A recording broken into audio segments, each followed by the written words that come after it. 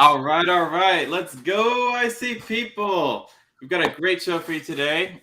Super excited to be talking to Barry Paisley of Canistore. I got to say, I think he gave one of the smoothest presentations during the conference. So excited to show that for the first time live on air today.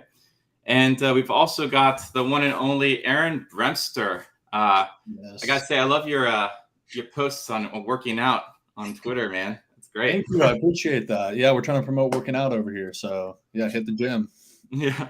And hey, the work that you do with marketing on the IC, I mean, obviously that's an area that I think we all want to see a lot of success at and that we really need within the ecosystem. So yeah, good on you there. How have you been doing this week, man? I've been doing good, man. You know, just chilling, hanging out with Web3 guys per usual, hanging out on Twitter, seeing all the drama going down. Just, pretty normal casual week in the ICP ecosystem, just hanging out with NDF and all those other people. So yeah.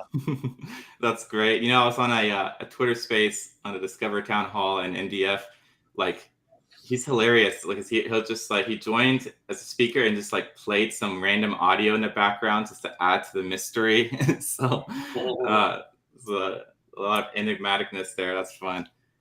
Barry, what about yourself? How have you been this week? Yeah, man, super busy with Canistore and Caniplay, as well as it being the summer holiday. So, we're off with the children and stuff. So that balancing that work family life at the moment. Yeah. I know what that's like. I just actually came back from Florida last week where we had a family vacation, and it's an interesting time of year. We're all about to get back into it with the school year starting. But you know what? I'll tell you what. Let's dive in, Barry. So why don't you just tell me a little bit about what's been going on with Canistore since the conference this past May? Because I know you got a lot of things moving. I've seen a lot of updates on Twitter. I hear you had a good some good news with the Definity Grant program that you got your second 25K grant. So congratulations on that. What else has been going on there? Thank you, man. We just really appreciate the Definity Grant system, man. It's just so amazing, especially at a time like this, where we're in the bear market. It's, very, very difficult to raise funds at the moment. So to have that sort of support from the foundation regarding the grant system, I think is absolutely amazing and a lifesaver. I don't know where half the ecosystem would be without the grants at the moment, to be honest. Oh yeah. So that's amazing. It's been incredibly important for a lot of projects. Whenever we take people through Motoko Bootcamp, we like to give them resources of the ecosystem, and that's one of the things we highlighted is the incredible grant program from Definity, and beyond the protocol, they just do a lot of great work. And I was also last week in our last live stream on Wednesday with the investor panel. I was so happy to hear that the investors at their level are starting to see a shift in liquidity. So it hasn't hit the ecosystem yet. I think it's been a dry spell for a lot of projects. So, fingers crossed that we also get a little bit more VC money adding liquidity into the space. And I'm just glad to see that at their level, they're starting to see that shift happen. So that's really good news. And congrats on the grants. And thank you. You have some demos, or what else do you got going on? Yeah, so the grants have been to build Caniplay, which is the world's first NFT broadcast station. We might even rebrand that to the world's first blockchain broadcast station. We're not sure yet, but we'll see how it goes. But it gives the ability, man, to just redefine broadcasting in general. We're giving creators the ability to upload directly to the station's playlist, which is just crazy, because if you know how difficult it is to get your stuff played on radio or to have your video broadcasted on a channel, it's crazy. There's a lot of centralization, there's a lot of gatekeepers, there's a lot of oracles, people standing in the way. With Caniplay, we're leveling the playing field. We're throwing in all the abilities of the internet computer to our benefits, and we are decentralizing the broadcast system altogether.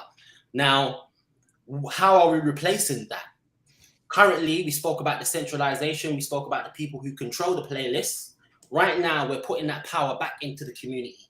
So once a artist or creator, musician uploads a song to the playlist, the community then have the ability to vote on that track. You know, the more votes it gets is the more chance it gets to play a lot earlier. You know, the less votes, it may be a bit more difficult or a longer wait to actually be broadcasted to the world. And where that was our first grant to actually build the system. The second grant, right, is to actually take it to an interesting place. This is where we now have the ability to airdrop all listeners that are connected to the broadcast station. So, you know, back in the day, you'd have to ring the radio station, right, to get involved, to maybe win a prize. Now you just connect your plug wallet, you know, and that's what we're using at the moment. We'll introduce more wallets, and you have the ability to receive airdrops.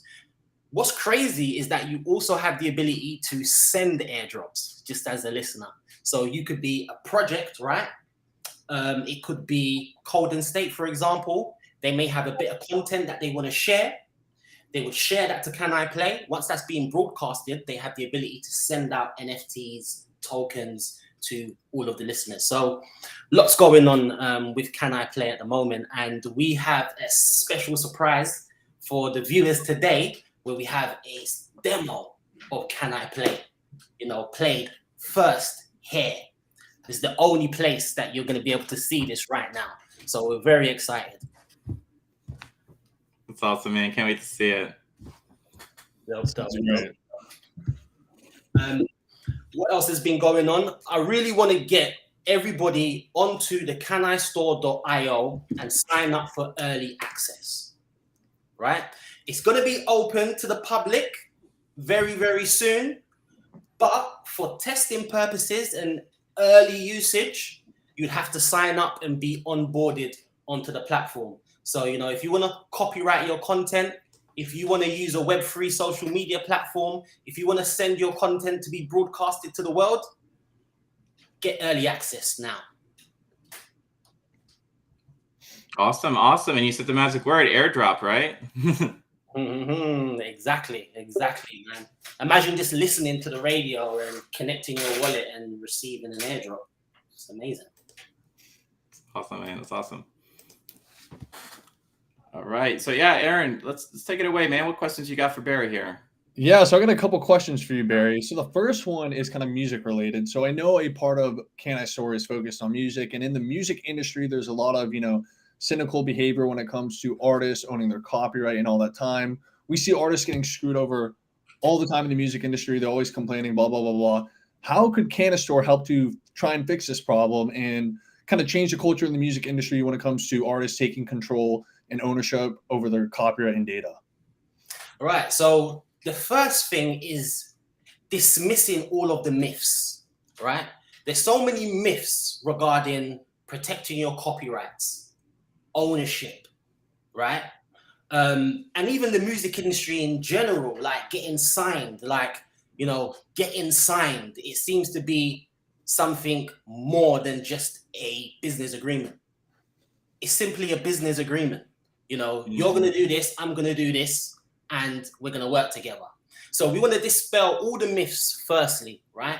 And then we want to relieve early creators of having to sell ownership to entities in order to release music. What we want to do is remove a lot of the unnecessary middle entities, because some middle entities are very necessary, right? A lot of creators, they want that machine behind them. They need it. They may not be, you know, they may not want and have that drive to do the business side, right? But for the artists that do want that independence, we're removing all their middle entities, allowing creators to raise funds directly from their fan base. And that straight away relieves a lot of stress. You, as a creator, as a musician, you should not have to sell most or part of your ownership just to get involved in the industry. Just to release your music to the public, you shouldn't have to give up ownership. And this is what we want to tackle. This is where we're going. We're giving people that empowerment. Yeah, you don't need lawyers to protect your copyright. Canistore does that for you, right? You don't need labels or investors to raise funds. Canistore allows you to raise funds through your community. So through all of these aspects, we spoke about Caniplay, you no longer need to, negotiate with a DJ or a radio station to have your stuff broadcasted to the world. So we're removing all of these stresses that creators have and all the reliance on all of these middle entities that don't need to be there. Yeah, I really like that because I think we see this a lot, in the music industry. I do agree with you that I think probably most artists, they don't want to handle the business, etc. They might not just care. But I think there is now in 2023, I think there's an emerging wave of artists that are now, kind of taking the marketing in their own hands, doing their own promo on TikTok, etc. And they're probably going to want to own, all the copyrights, own their data, etc. So I think it's really great what, Canistore's doing, provide that alternative for the artists that do want to take ownership. I think it's very important. It's important that, that you can do that it's an option, as you said, you're not forced to go down one route now.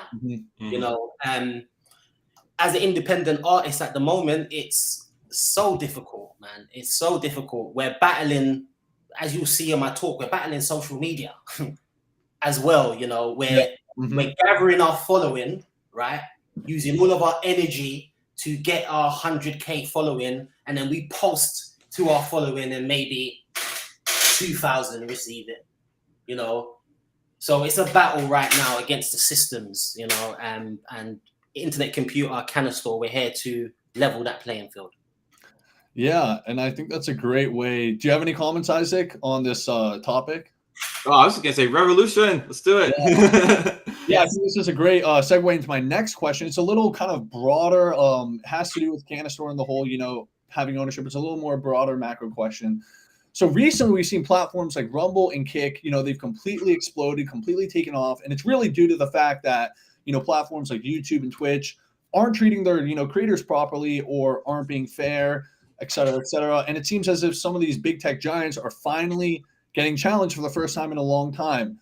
Do you think we are going to see, kind of a shift in the market sentiment where consumers are going to start to prefer platforms that have free speech and allow you to take control and more ownership versus the typical big tech censorship platforms?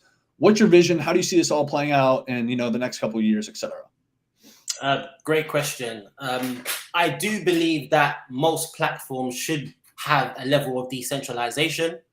I do believe that if a creator is going to use a platform as a hub, as a launch pad, they should have more of a say in what happens on that platform, especially if they're an artist that is bringing in crazy revenue into that platform. That should be respected, right? Regarding the future, it's going to happen when we have one successful semi-decentralized or decentralized platform that's successful, right? Once people understand and have a taste of that ownership, right? And they taste the benefits of having a say on a big platform, we're not going to go back. Yeah. We're not going to go back. So at the moment, we actually just need to work hard on presenting and displaying this to the public. We're on the first wave, not just on ICP, other platforms as well, blockchains as well. We are the first wave. There's no blueprint to follow at the moment, so it's going to be amazing when someone breaks through. It could be a Discover, it could be a District. It could be, any one of us. And once we have that taste of co-ownership and the community understands and votes, governance is in place, and we have that taste and we see the success of it, I think that we'll see a lot more in the future. Yeah, and I think sometimes people get disheartened by feeling like these things are moving slow. But I mean, that's the way everything in history is. At the time, it feels like it's moving slow, but once a change really starts to happen, it doesn't really reverse. I mean, when you think about it, the SNS just this year made it possible for these types of truly user-owned applications to exist for the first time ever. Yeah. And so we're at the very beginning of the cusp, but it might take a while, but I especially see this upcoming generation is basically just being tired of the BS. We're just all sick of it. It's all we've all all of the millennials and under and Gen Xers Like Yes. we've just seen so much manipulation and a lot of us are jaded, but like especially these younger generations as they get into their careers, I think they're going to be looking for these platforms as more of this kind of like this mindset of wanting to really have control, especially like when you first own a crypto asset. I think for me, like one of the light bulbs that went off in my life in 2017 was when I like realized what it meant to own crypto. I was like, okay, man, I just memorized these free seed phrases, and like nobody has to, right? Not the government, not anybody, to take away something that I own. It's even, it's even more easy to protect than physical assets that you might own. So it's just something really incredible that, like you said, once people get a taste of it, they're not going to go back. I think that's great, man. I'll go back. So I had a conversation earlier on with a good friend of mine, Terry, and he reminded me something that I actually forgot about, right? Because I brought him into ICP a few weeks ago, and he called me back and he said, like, B, this internet identity is amazing. And I was like, oh yeah, how comes? He's like, my Web3 users have access via their mobile phone, their key lock, on their mobile phone. And then we went into the conversation to say, hold on, but this really means that all of these platforms and accounts are now unhackable unless you have the device. Yeah. So I no longer have to worry about someone in another continent hacking my Canistore account because they'll need my device to get in, or my YubiKey to get in. So when people start to understand small things and small benefits like that, that's when the light bulbs are gonna really switch on, and that's just one thing out of many that Web3 and the internet computer is changing. Awesome. Yeah, and I actually have, I think we keep talking about this, but I have kind of like one more question / two more. It's kind of it's in the same group. So going to your experience, how has your experience been trying to build in Web3? And then also, like, what kind of advice would you get to people trying to build in the space, looking to come in the space? What is the day-to-day life, or like, what is it like building in Web3? Just like give us the whole spiel on that. Great. So I've had quite a unique introduction into Web3. So I wasn't into crypto or the blockchain before ICP. So I learned the internet computer, and then I learned the history of crypto before that. So I learned about canisters before I learned about Ethereum smart contracts. That's crazy, right? When you think about it, right? So it's been quite unique, right, in that sense. We've had positives and pros and cons. A lot of the pros have been we're building on alien tech. We're able to store data 100% on chain, which is crazy. But at the same time, we've been building for the last 2 years. And because we're building on a new platform that is actually being built itself, we've had to rebuild our backend many times. It's a bit frustrating for the community because they've been waiting for Canistore for so long. But for example, when we first built our backend, CanDB was introduced a few months later. So then, we used CanDB in the end and rebuilt it, and so on and so forth. There's been new things being built on the internet computer, which then we have to go back and rebuild what we've built. But the great thing about that is that we're on the first wave. We're the pioneers. We're making all the mistakes for the future builders, right? And for me, that's amazing, and that's a complete honor, right? To actually be able to use this tech in its infancy, go through the trials and tribulations of building. I appreciate every day of it. So there's pros and cons, but it's really amazing. I've been really encouraging people to get onto the ICP platform, especially because there's grants available. You can receive 25K to build on the internet computer. So I think it's amazing. I've had a great time. I've met some awesome people, even having the opportunity to go to Miami and meet you guys and speak on stage. This is all part of building. When I first got into building a platform, I never thought I'd be on stage all around the world, I've just wanted to build an application. So all of these great things have been happening. I've had great experiences, met great people, you know, like yourselves. So I'd say it's been an amazing adventure. Yeah, it's not been a long journey. It's been a beautiful hike. Mm. I like that. And it was an honor to highlight on stage incredible builders like yourself. So I'm glad you found value in that. And yeah, we had some fun at that closing party. It was good to see you in person and get to know you. And Yes. I don't really remember the ending of the party, to be honest, but it was a great time, you know, and the alcohol was flowing.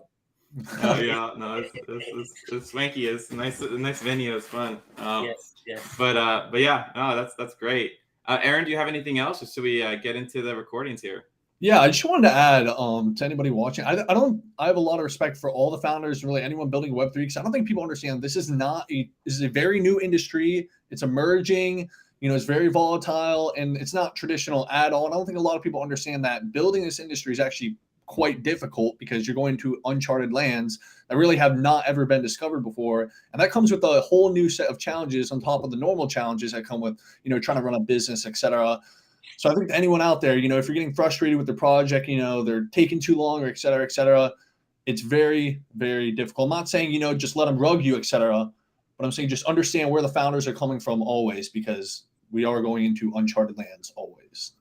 Most definitely. You know, I was having this conversation the other day just about how much people actually give up building. You know, say as soon as funds dry up or as soon as they hit a dead end. My advice would just be keep going. With Canistore, we've run out of funds multiple times, right? We've hit roadblocks, dead ends, buildings we've had to go around. We always find the way because we stay consistent and keep building no matter what. We just don't give up. And, you know, by that, having that persistence, new doors open all the time. Yeah, and it's, you know, it's a new technology. There's a lot of things that I think can get people feeling like things are slow or get them disheartened. But what I like to say is, like, look at where Ethereum was 2 years after the mainnet launch and compare where we are with where Ethereum was. Like right now, it feels like these Ethereum projects are just popping up really crazy. But like, people don't see the years of work and connections being built and all those other things that needed to be in place before that's able to happen. And we're actually doing pretty darn good compared to most L1s 2 years in. Like we have a lot to be proud of. We pumped out, Dfinity has done an incredible job pumping out so many more features so quickly. So yeah, there's a lot of great things going on, and like, there's resources out there now, and there's new ones every day. In fact, our live stream last week, and I already mentioned it once, but like, I mean, we basically had 4 VCs who actively invest in ICP projects, giving you a step-by-step blueprint on how to get in contact with them, how to pitch them. Those resources are out now, not just through Coinstate, but through all the work of various different people across the ecosystem, like Aaron's producing great content every single week. But follow him on Twitter for sure. But also he's got a blog, and he also has your company does Web3 marketing, right? So yeah, like there's a lot of resources in the ecosystem out there. And people don't see it, right? There's different bubbles that we're all in, but like, from my standpoint, we're finding over a dozen new ICP projects popping up out of the woodworks every single week. Like, it's way bigger. We all see a little piece of the iceberg, right? But the trajectory has been good behind the scenes, and it'll come to fruition within the next few years and when it all matures. So yeah, that's great.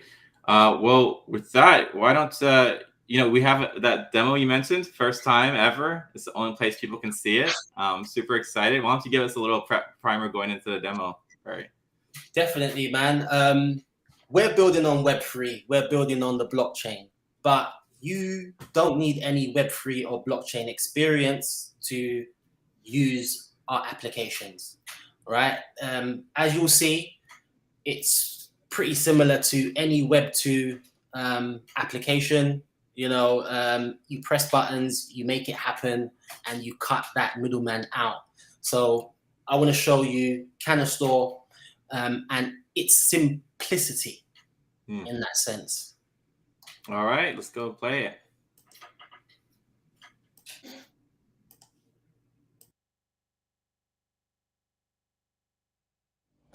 Hi guys, Barry here, and today I'm excited to present to you Can I Play, the world's first NFT broadcast station. Now, for creators, using their Canistore mobile app, they can send music directly to the broadcast station's playlist, bypassing any middle entities, radio stations, DJs, radio pluggers, or programmers.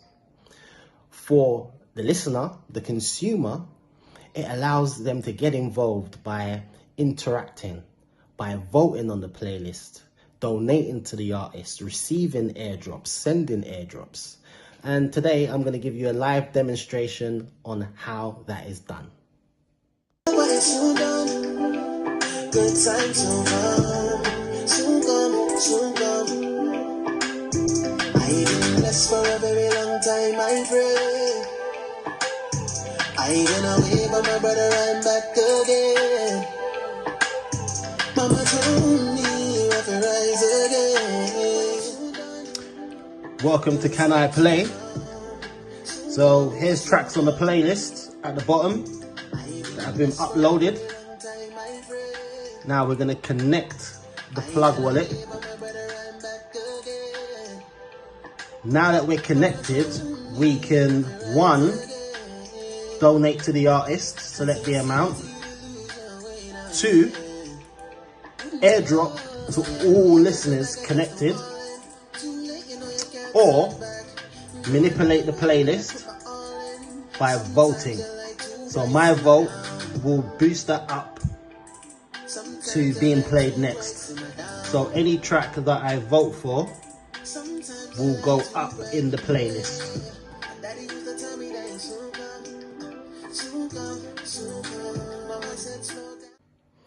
Hi guys, hope you enjoyed the live walkthrough of Can I Play? What does the future look like? Well, we'll be adding multiple playlists, which include different genres and different regions around the world, which is quite important as it's global. We'll also be adding video playlists, which include music videos, podcasts, films, and at the moment we also have a few partnerships in the pipeline, which include Can I Play being streamed directly into different metaverses in games on multiple chains. Thank you very much. All right. That was awesome, man. And sorry for the audio glitch. I turned on our audio a little too soon, but no, that was great. All good, man. It always puts a smile on my face to actually see the technology in motion, you know, and I can't wait for you guys to be able to use it, man. I'm just really excited. Oh yeah, no, we need to make a ICP dev playlist so you can play it while you're building on the network. That'll be fun. And what was that song, by the way, for the Soon Come? That was a jamming song. Right. So that's by Nathan. Nathan's like the king of R&B in the UK, right? He released music. He had a hit from he was a teenager, basically. Yeah. You know, he's been on X Factors, Big Brothers, etc. And the amazing thing is that we are releasing an NFT together where the community are gonna earn 50% revenue from his music. So that's Spotify, Apple, you know, iTunes, all of them, basically. You receive 50% of what he earns and own the music with him. So that's a revolutionary thing that's happening right now. It's almost like a proof of concept, right? And I spoke earlier about not relying on middle entities for finance. Well, this is one way to do it, right? It's to share your product with your community and then earn with them.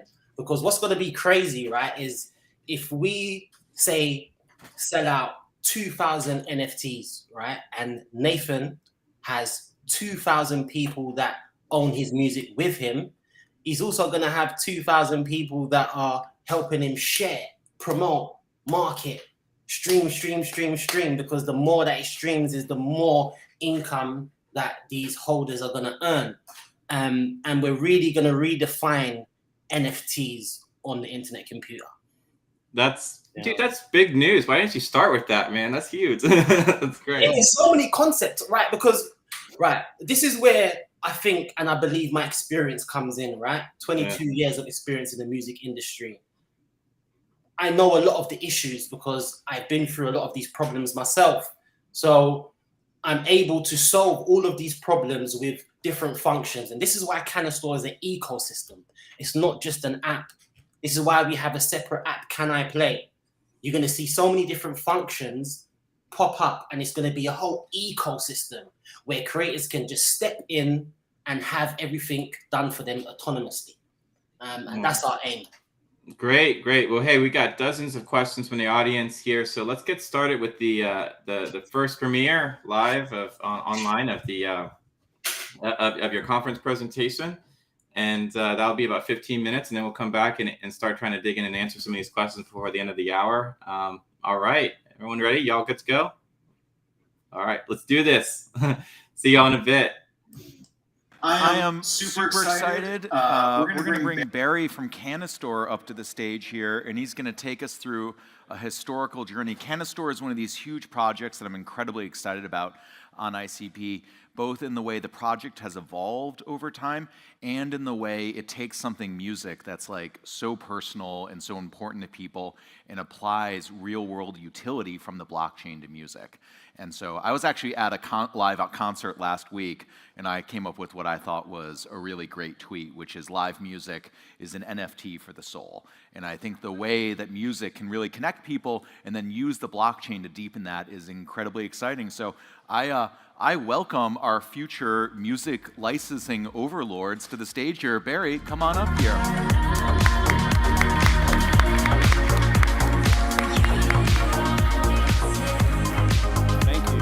Thank you.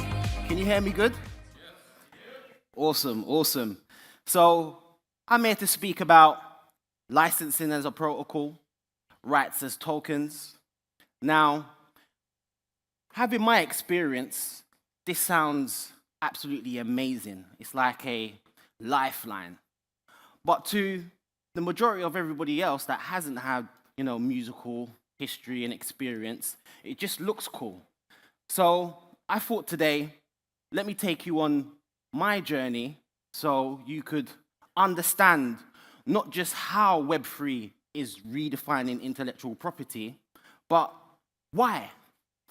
So I want to take you back to my childhood, maybe some of yours, if you're around my age. I was that child in front of the TV watching the music videos, Michael Jackson, Moonwalker. I was literally like 10 centimeters away from the TV screen, just in awe of what is happening, It was expression. It was freedom. My life was just about school, structure, but I've always been a creative, so naturally I've been resistant. So music was my escape, as it has been for many of you. And looking at these artists here up on the board, they were people that inspired me and many of you here today.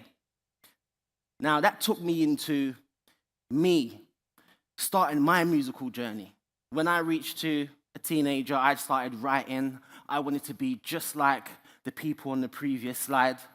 And I had a great journey, The picture to the top left, I was on a tour of London with a rock band. I had actually written a verse for a singer called Kirsty Marie Day, and she brought me on tour with her. That was amazing. Live bands all across London, Camden, etc.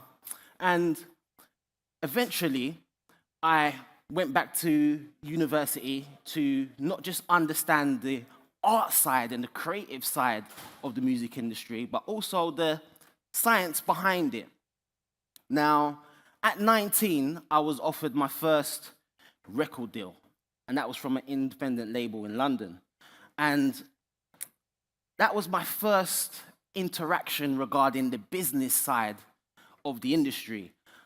I was a 19-year-old, I received this 14-page document, saying rules and regulations and what I can do, what I can't do. And, I was naive because the side where they own the copyrights and stuff like that, I was just looking at the check at the end. But what made me decline the deal was a page stating that they own my image. So, as a teenager, a young guy, I've got pride in myself. I was like, a label owning my face, I'm not too sure about that. So I declined the deal. And going back into the studio after, I then started to look at the industry through another light. I was looking at the artists I showed on the previous slide, and I started to ask myself, what deal are they in? What are their restrictions? Then I started doing a bit of research, and information was coming my way of the battle a lot of these artists are having behind the scenes, some of which leaked out into the forefront of things, gave people mental health issues, etc. You've got Prince on stage writing slave on his face. And I started to understand that, hey, this is not the freedom that I once thought it was. So I started to look at things, from a different perspective. I still enjoyed music, still was creating it, but I also understood that it was a business that I would have to, really be smart in order to navigate through. Then came the digital era. Now, it was amazing. To us, you had artists like Justin Bieber, just that, at home on the guitar, uploading it to YouTube, becoming a viral sensation. Soulja Boy, uploading his tracks, onto the internet, becoming viral, making loads of money. And for us, we was like, yeah, this is freedom. This is now a more direct-to-consumer sort of situation, right? After a while, what you saw was the record labels, the actual businesses behind the music industry now getting involved in these platforms, right? You had executives like Leo Cohen coming into YouTube, taking up a situation. And that was the savior in the sense of the businesses that dominated the history now taking power again to our freedom. After a while, what you saw was these same platforms that were uploading our content and giving us that viral ability will now change their terms and conditions where they started owning our copyrights, right? That freedom that we had where we thought that we could post our content to our following and they would receive it. Algorithms came into place. Facebook, as you know, 90% plus comes from their advertising. So they reduced our reach and said, hey, pay us in order to receive that viral ability once again. And I put up this slide of the evolution of Instagram, from logo to logo. And for me, that represents the advancement of their control, right? Then, when I thought all was lost, right, Dfinity came along. Now, I'll take you to a place where I was when I came across Dfinity. Now, I was fed up with the music industry. I had an option of managing a music venue, right? So I was still getting my musical endorphins, but I was running a music venue / nightclub in central London, right? So we were hosting parties, celebrity parties, we were flying in DJs, live performances. I was quite engineered there for quite a few artists performing, so I was still connected to the industry. Then a friend of mine, Greg, to be exact, invited me to a seminar online, right, in 2020, June 30th. And I, for the first time, heard the Dfinity Foundation explaining about the tech that they created. And one thing that stood out to me was on-chain storage. Now, for a person like me, we store our intellectual property on hard drives and centralized servers, as I explained, and we are at risk of losing our intellectual property. Now, to actually have the ability to store that intellectual property on-chain was an amazing thing, as well as the canisters and the ability to, compute 100% on-chain at web speed. Now, what happened to me was, after Dominic Williams was explaining about the canister technology, the first thing that came to my head was this law, right? Which is the UK's copyright law. And it states that upon creation, you are naturally the copyright holder. But the issue was that proving that copyright. Now, if you understand from my perspective, you'd understand that copyright law is just the theory, right? But the business aspect is publishing, and that's where you make your money. So we were still lost until we came up with Canistore, which gives you the ability to not just store your content on-chain, but manage your copyrights independently, right? So from there, we understood that we have a future. We could actually build applications around this, bypassing the monopolization of the current Web 2 platforms, the YouTubes, the TikToks, the Facebooks, etc. Then I learned about a second step, which was the creation of a DAO. Now, not only do we have the functions to manage our copyrights, store our data, we also have the ability to create applications around that are community-owned. The problem that we have currently is that it's not a democracy. What YouTube says goes. What Facebook says goes. And that's regarding our data. Now we have the SNS, where these platforms are now community-owned and you have a say. And I looked to my YouTube friends and, sometimes YouTube may change something and you don't have a say. But you're earning your complete wage from YouTube. That's what pays you. That's what puts money in your fridge. But the moment that the platform changes an algorithm, it could affect your income. Now we have DAOs. Now we have the SNS on the internet computer. Now, with this on-chain storage, NFTs have now evolved, right? I hate talking about NFTs now because of how it looks, NFTs are associated with meme coins, Ponzi schemes. But now, with the internet computer, NFTs have real-life utility. And these are the things that are being built on the internet computer by companies like Canistore licensing content, like Origin, proving certification, digital, on-chain.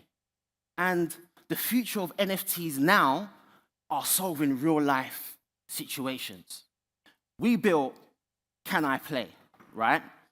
Which now you use your NFT to broadcast your content worldwide. It's an NFT, 100% on-chain.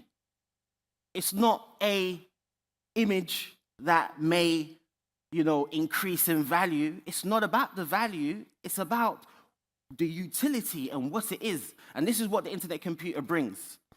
Now, the future is Web3.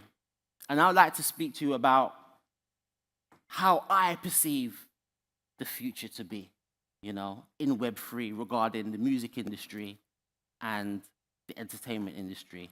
And I believe that our data and copyrights are a lot more protected now, And soon we'll see you just need to upload your intellectual property once. Just once. Currently, you have to upload a copy to each platform, right? Now you can upload your intellectual property once, your song once, then give access to other protocols to help you along your way. Give it access to a streaming platform, right? That's streamed for a period of time. Once you want to complete that, you don't need to delete it from YouTube, you just withdraw access. Now our data's protected. Now we can add things like GDPR compliance, privacy. You know, we're taking copyright law to a whole nother level. As you know, copyright laws and most laws within, the industry are behind technology. So right now with Web3 and the future, we're actually taking it ahead. My name is Barry Paisley. Thank you very much for your time. All right. Great presentation, Barry. I gotta say, I mean, maybe it's just weird to say, but like, you've got a great voice. It's just, I don't know, you had a great presence on stage, and it's fun to attend live, and yeah, some exciting stuff, man. Thank you, man. Thank you. It was interesting watching that back, because I haven't watched that back yet, so it was interesting. Yeah, no, you did great. So let's get into some of the questions. We don't have too long, so we'll try to get through a few of these as quickly as we can. I think there's always questions around licensing, so this is probably a good one. This is from Dorilio. How does the licensing process in Canistore compare to traditional methods? So I think that's maybe a question of like how this Web 2 concept of licensing actually is applied to the on-chain technology. Right, so to go through the questions, I'll speed through them, but give you direct answers. So currently, we go through publishing houses and sync licensing pools in order to license our copyrights to other entities. Yeah, Canistore removes that. It allows you to create a license upon upload and allow businesses to come to you directly and license your content directly. That way, you don't lose half of your fee. It's better for both ends. It's cheaper for the business that may, it might be a game that wants to use your music. It'll be cheaper for them, and it'll be better for you as well, more beneficial for the creator in that sense. So we're removing the middle entities away from licensing. Okay, cool. So it's kind of like a unique blend between the tech and a legal contract that kind of, like streamlines the licensing process, basically. 100%. 100%. Awesome. That's incredible. And here, let's see what's another good one. Lots of great questions, by the way. Thanks for the audience. We've got dozens here to pick from. And so here, this is another, it's kind of along the licensing end too, but Aaron, why don't you go and introduce this one?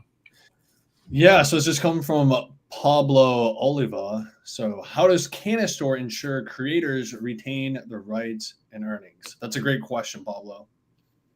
Yeah, of course. Well, one, you upload that yourself. You said, how do creators retain? Well, how do they currently lose their rights? They lose their rights by giving up ownership to receive finance in order to get on with their job. As I spoke earlier, we're removing that issue and allowing you to keep your rights, keep your earnings, and go ahead hand in hand with the community. Awesome. And we've got a great one from Marcilla. What specific monetization opportunities does Canistore offer to creators? And this question was brought up earlier. I think in your demo you showed donation, and you also mentioned a possible revenue share method. Yeah. But yeah, I guess maybe from the technology perspective, like what other kind of built-in things? Like I guess you can stream a song if you buy it. Also, if you want to keep it on your personal playlist, like what kind of mechanisms are there? Right. So in Caniplay, you get to broadcast it. But if we go over to Canistore, the whole point of it is it allows you to personalize your monetization. Right now on YouTube, you have to go with whatever they pay you. Spotify, you have to go with their monetization situation. On Canistore, you set your own value, right? And that's crazy. That's great. And let's see. Another part of monetization as well is that we allow creators to monetize their copyrights, not just their content. So that's another aspect. And Aaron, why don't you take this one? Okay, so this question is saying, how are conflicts or disagreements within the Canistore community managed? Thank you for the great question. Awesome. So we're going for the SNS. So Canistore will be a DAO. How are conflicts and disagreements dealt with in a DAO? It's dealt with proposals, votes. You have a say. So if you have an issue or you have an idea, send in a proposal and rally up some interest. Okay. And this is kind of a related question. I think this is maybe a whole topic of just like, how does the kind of just the moderation, the messy human side of this industry interact with the digital side? And this is from Mary Pills 23. How is the licensing of false or inappropriate content prevented on Canistore? So tying it to your previous answer, are you saying that like if somebody does something that's not their work, like is it kind of just up like the SNS going to handle it? Maybe Mod Club being involved? Like what kind of maybe is the general plan for that? I get this question all the time. Yeah. Right. So essentially, yes, we do. It is community moderated, right? But firstly, what we want to do is add in your Web 2 algorithms, right? These algorithms are around YouTube, Spotify, all of them, they have it. If you upload something that is popular, the algorithm will get you, right? But there still is that other 5% that may slip through the algorithm. That's where a community governed platform comes in, because you earn rewards and tokens for monitoring and governing the platform. So if you report something and it's legit, you learn some tokens. All right. That's cool. And we got a great question here from Nick. And shout out to Nick. Thanks for listening. He's a content creator, a writer who writes incredible science fiction stories. He's very involved with Nuance. So shout out to him. He said, if I turned some of my stories into audiobooks, like the audio version, could I sell access via Canistore NFTs? And we've had a couple of questions here about if it's only for music or like kind of the scope of it all. Definitely. Firstly, big up Nick. He's been with Canistore since the beginning. Thanks for the support, bro. Yes. So we're starting with music, right? Because one, that's the experience that I have. And two, I think that's the perfect bridge, right? To connect to culture in that sense. Just like Amazon started off with books, we're starting off with music. But later, it's going to be all types of digital intellectual property. So that's books, literature, video, imagery, anything that's digital. Awesome. That's great. And I had just kind of a general question about I guess you talked about your own personal music journey and your experience in the industry. I kind of want to hear your music. Do you still create music yourself? Is that something that you still do, or is it something that maybe we can get some albums from your past history up at some point? I want to hear you. Have you not seen my ICP bars that I dropped a quick freestyle on Twitter the other day? Oh man, I need to see that. I hadn't seen that. I peeped it. Yeah, check. It's just a bit of fun that I come up with this thing, ICP bars. So every now and again, I'm gonna be releasing some ICP bars for sure. But definitely, when Canistore is about, I'm going to go into the archives and get my music out and put that on Canistore for sure. As well as a lot of my friends, man, and industry peeps. They're all waiting, man. Oh, we got to bring those industry peeps out for sure. It's all about, what I like about your platform specifically is it exemplifies something that I really want to see happen more with ICP projects, which is where we go out into other industries. By its very nature, ICP is a collaborative layer and a tool. So we need to see more projects just going out there and bringing people from other types of industries and artwork and all of that in. So maybe we'll have some of your industry, music industry peeps at the next at the next conference. I was talking to Igor Illich, and he's advising us on the conference, and he's a great guy. He's ex-Definity, ex-Consensus, and he said, invite a bunch of artists and don't be afraid to get weird. So maybe you can help us with that, right? Definitely. I would say to the community as well, check out our live event in Ibiza that we had last year, Canistore Live, where we had live performances and Web3 stuff going on. We hope to have the next Canistore Live in Kenya. So look out for that. Awesome. Well, hey, we're at the end of the hour here. I just want to thank you, Barry. Thank you so much. You do so much for this ecosystem. You've been a long-time member. I know there's been lots of ups and downs within the ICP ecosystem and the entrepreneurial journey, but man, you keep coming back. You keep your positivity is contagious, so I appreciate that. Aaron, everybody go ahead and make sure you follow Aaron on Twitter if you don't already. Great ICP content that'll just pump you up and get you excited, and then also some other content that'll help you get swole, right?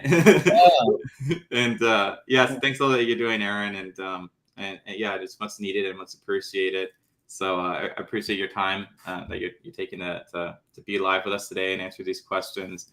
I brought this up on the screen a few times. Just want to shout out like early access. So you've heard the keyword airdrops and all those good things. Make sure you get early access with Canistore. It's for anybody who listens to music, right? So go ahead and make sure you do that.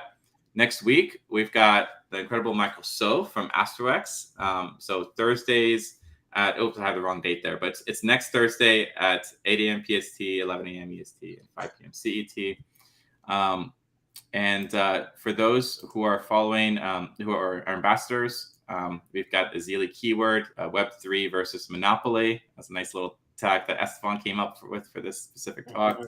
And we have posted information about joining our ambassador program. There's something like at least 30 ICP given out every single week to our ambassadors. There's a few slots left, and you can learn more information by scanning this QR code. I'll leave this up for a little bit, but yeah, it's just for participating and supporting builders on the IC. Our mission at Code State is to make it easier to build and earn on the IC. And so if that's something that you want to help support, then we'd love to have you join our ambassador program. Let me see. I think I got everything. Well, like and subscribe and follow. We're gonna have we're at number 7. I think we're about halfway through. So we have content from different top leaders in the ecosystem all the way through October, and we've got a lot of great guests coming up. We've got both Mike and Austin from Origin, Rick Porter, Dan Ostrovsky, all kinds of other big names are still up to come in these weekly live streams, so be sure to join us for all those. And thanks to everyone out there. Keep fighting that FUD and stay bullish. We'll see you next week. No.